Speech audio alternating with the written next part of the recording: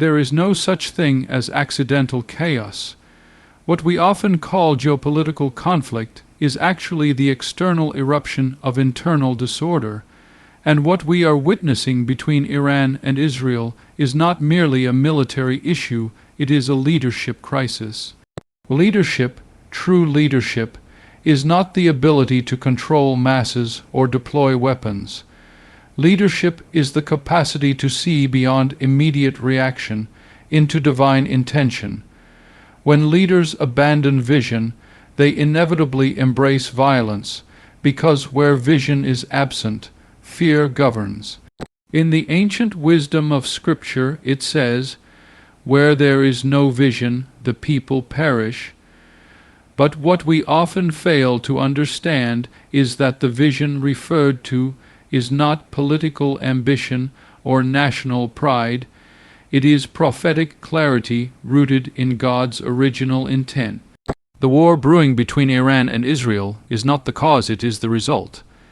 It is the result of generations of distorted identities, broken purposes, and abused authority. When men who are out of order attempt to govern nations, nations fall out of order. When leaders lose their sense of purpose, nations lose their peace. A nation cannot rise above the mindset of its leaders. It cannot manifest peace unless its shepherds are submitted to a higher order of authority, not a throne built by hands, but the government of the Creator. The Iranian leadership and Israeli leadership are both functioning from historical trauma, religious conviction, and political preservation, rather than from a divine understanding of their role in global destiny. Until leadership is redefined by alignment with divine vision, every political negotiation will fail, every peace treaty will crumble, and every sum, it will become a staging ground for greater war. The war we are seeing unfold is not new, it is ancient. It is the resurfacing of unresolved purpose, and when purpose is not understood, nations begin to fight not for truth, but for survival. But survival is not dominion, survival is not kingdom, survival is not peace. When the earth is managed by survivors instead of visionaries, the people groan. They become pawns in a global chess match driven by fear, greed, and ego. That is what we are witnessing now: nations without shepherds, governments without revelation, and leaders without accountability to divine order. Leadership confusion always manifests in national division. The people begin to mirror the instability of their governors. The masses inherit the anxiety of those in power. If war is in the heart of the leaders, then blood will be in the streets of the people. And when a nation is led by individuals who have no vision beyond their term in office, they sacrifice generations on the altar of short-term validation. Iran and Israel are not just heading toward conflict because of territorial disagreements or defense postures. They are being driven by visionless leadership, by individuals who cannot see beyond their own survival instincts. Leadership is the womb of either peace or war. If it is corrupted, then what it gives birth to will be confusion, violence, and destruction. The Middle East is in labor, and what it is birthing may very well be global in consequence. The only antidote is the emergence of leaders who understand that authority is not for domination, but for alignment with higher law. Until such leadership arises, leadership with vision, purpose, and divine conviction, the earth will continue to tremble under the weight of confused men pretending to be kings. Because when men without purpose occupy thrones, the world becomes a battlefield. And where vision dies, nations go blind, and blind nations, armed with nuclear weapons, do not bring peace, they initiate prophecy. Weapons are not the source of war, they are merely the tools used by minds already corrupted. Guns do not fire themselves, missiles do not choose targets, bombs do not decide when to explode. Behind every weapon is a will, and behind that will is an idea. War begins long before the first soldier marches or the first aircraft lifts off. War begins in the unseen realm of belief systems, philosophies, and ideologies. Iran and Israel are not just confronting each other with armies, they are confronting each other with worldviews. The true battlefield is not in the desert, it is in the mind. When a nation adopts an ideology that exalts itself as absolute truth, it inevitably comes into conflict with any other nation that refuses to bow to that narrative. Iran operates from a religious ideology fused with nationalism. Israel operates from a covenantal ideology fused with statehood. When both sides believe their identity is divine and their survival is sacred, compromise becomes betrayal. Dialogue becomes weakness. In that atmosphere, peace is no longer possible because peace requires shared truth, and when truth is monopolized, war is justified. This is why the most dangerous thing in the world is not a nuclear weapon, but a corrupted ideology. Because once a people believe that God is on their side, no amount of diplomacy can restrain them. They will burn the world to defend their truth. That is what makes this conflict prophetic in nature. It is not about oil, borders, or treaties, it is about ideas. It is about what each side believes they were born to defend. When identity becomes tied to ideology, war becomes personal. And personal wars are the most dangerous, because they are not fought for territory, they are fought for meaning. What the world fails to understand is that this is not just a geopolitical issue. This is a spiritual clash being acted out on a global stage. When ideologies collide, the earth shakes, governments shift, alliances change, and innocent lives are lost in the crossfire of unseen philosophies. Iran does not see Israel as just a nation, it sees it as a threat to its world view. Israel does not see Iran as just an enemy, it sees it as a threat to its destiny. That is why this conflict cannot be resolved with sanctions or ceasefires. You cannot negotiate with an idea once it has taken root in the soul of a people. Every war in history began with a belief that we are right and they are wrong, a belief that our way is divine and their way is evil. The weapons may change, but the ideology remains.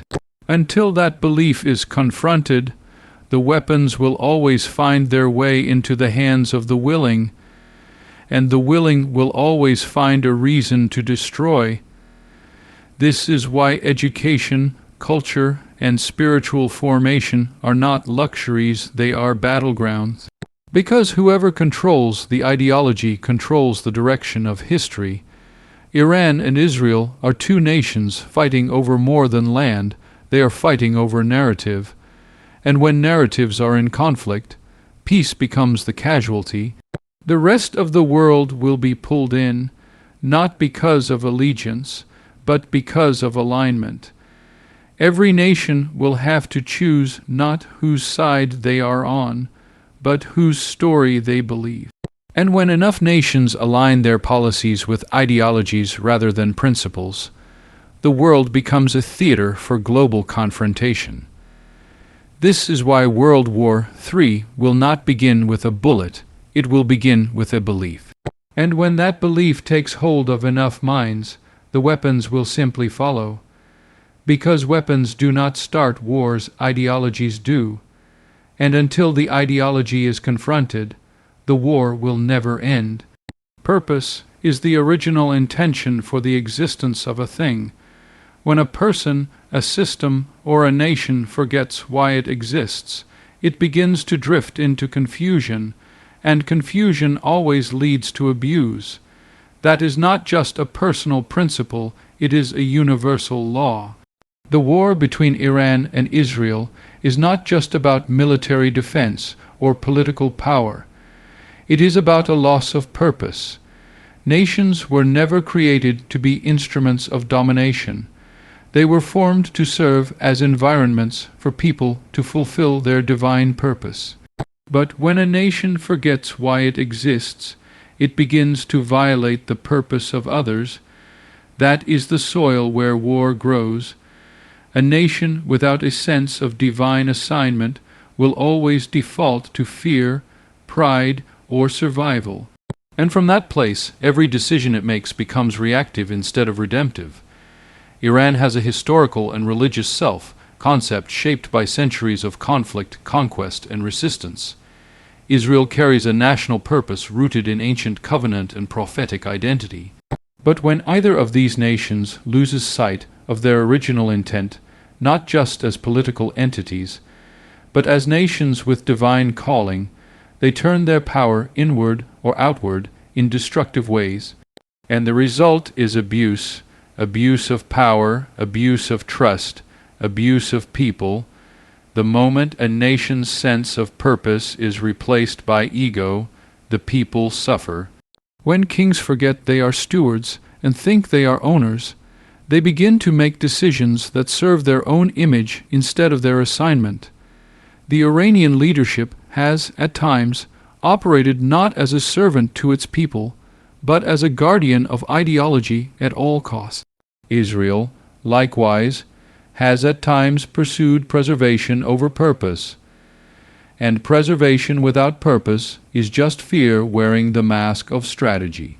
When you are driven by fear of annihilation rather than vision of contribution, you justify anything preemptive strikes, media propaganda, systemic oppression, all in the name of self-defense. But defense without purpose becomes offense. Nations that do not understand their reason for existence become dangerous, not because they are evil, but because they are lost, and lost nations with great power are a threat to the world. Iran and Israel are both powerful, but power without purpose is not strength, it is instability. Power without purpose is not security, it is volatility. Because when a leader doesn't know why they lead, they abuse authority. And when a nation doesn't know why it exists, it abuses influence. That abuse spreads. It pulls allies into unnecessary alliances, drags enemies into permanent hostility, and draws innocent lives into suffering that was never theirs to bear. The global community is not exempt from this principle. Nations far removed from the Middle East will feel the effects of this conflict because they too have built alliances not on shared purpose, but on political convenience, and convenience is a poor substitute for purpose. When war breaks out and alliances are tested, those without purpose will either betray or be broken. This is why we are not just watching a regional dispute, we are watching a global exposure. Nations are being exposed for what they really are, either instruments of purpose or agents of confusion, and confusion always leads to chaos. We were never designed to be governed by fear or hatred. Nations were never designed to exist in permanent cycles of war. There is no kingdom mandate for generational bloodshed.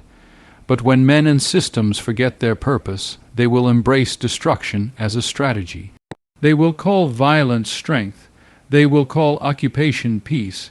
They will call revenge justice, but it is all deception. Purpose is the only compass that can keep power righteous. When purpose is lost, power becomes poison.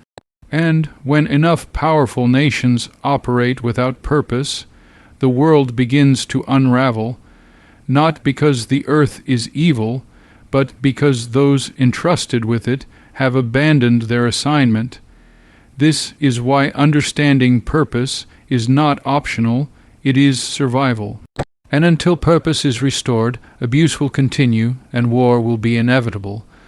The Middle East is not simply a cluster of countries on a geopolitical map. It is not just a battlefield over oil, territory, or religious monuments.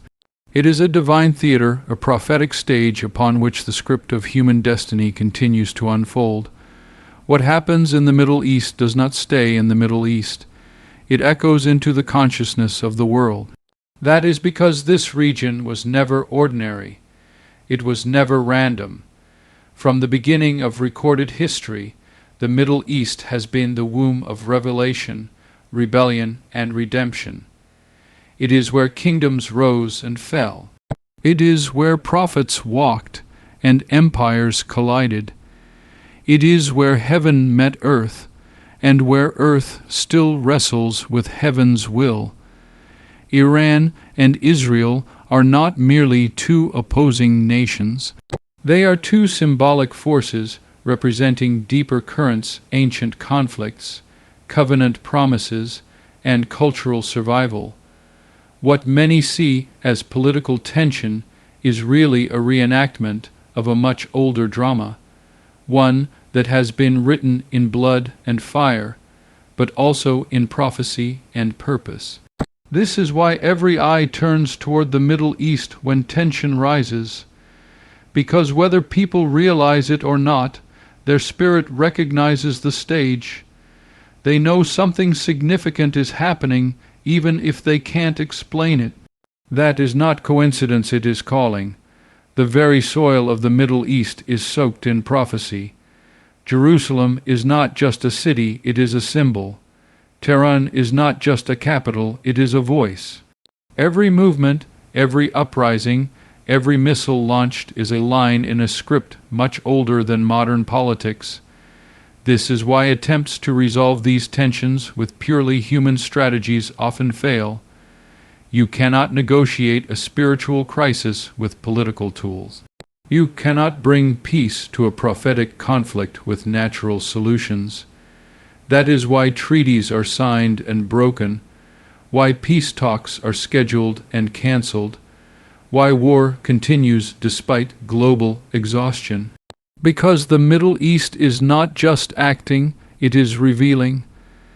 It is revealing the state of humanity, the posture of nations, and the alignment of hearts.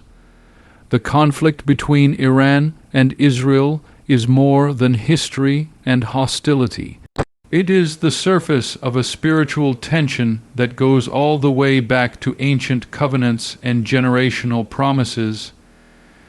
Iran sees itself as a guardian of resistance, a voice against Western dominance, a defender of Islamic heritage. Israel sees itself as the keeper of covenant, the fulfillment of prophetic destiny, the restoration of a scattered people. Neither view is accidental. Both were formed over centuries, and both are being used in a drama that is far beyond the comprehension of politicians and analysts. The Middle East is the world's mirror. What happens there reflects what is broken everywhere else: division, fear, religious zeal without revelation, power struggles without purpose. The wars fought there may start with nations, but they end with humanity. Because every refugee, every orphan, every widow produced by this conflict becomes a global citizen of suffering. And while the missiles may fall on Middle Eastern soil, the psychological fallout reaches every corner of the earth. When you watch Iran and Israel trade threats, know this: you are not just watching a regional crisis. You are watching prophecy collide with politics. You are witnessing humanity try to take control of a script it did not write. That is why the conflict intensifies, because whenever man tries to control what only God ordained, chaos follows. The Middle East does not need more weapons. It needs more wisdom. It does not need more speeches. It needs more surrender, not to each other, but to the original author of peace. And until the actors on the stage understand the weight of the script they are reading from, they will continue to improvise through violence, unaware that the world is watching not just them, but the fulfillment of destiny. Because the Middle East is not just a region, It is the pulpit of prophecy, and it is preaching louder with every explosion, every tear, every unmourned death.